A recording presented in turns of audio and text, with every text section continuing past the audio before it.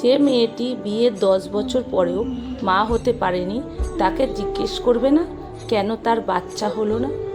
বিয়ের বয়স পেরিয়ে যাচ্ছে বলে হাসতে হাসতে সে মেয়েটিকে জিজ্ঞেস করবে না সে কেন এখনো বিয়ে করেনি?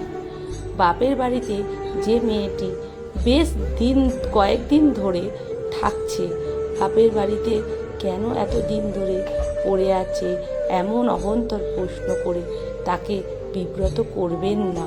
কারণ মেয়েটি এত দূর পড়াশুনো করে কেন এখনো চাকরি পেল না এমন প্রশ্ন করে তাকে ঘরবন্দি করে দেবেন না।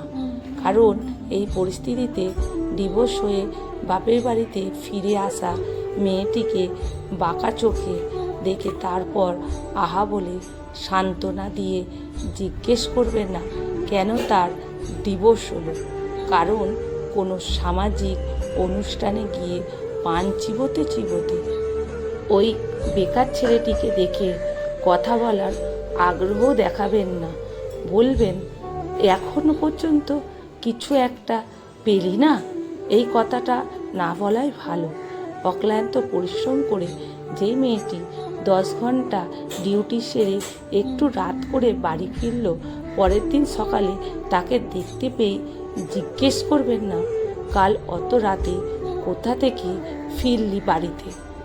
বয়স তো ভালোই হলো, তোর সব বন্ধুদের বিয়ে হয়ে যাচ্ছে, অথচ তোর বিয়ে কবে খাবো? এমন অনধিকার দাবি করে সেই ছেলেটিকে অস্থিরতাতে ফেলবেন না। কারণ ছেলেটি তাতে অস্বস্তিতে পড়ে যাবে।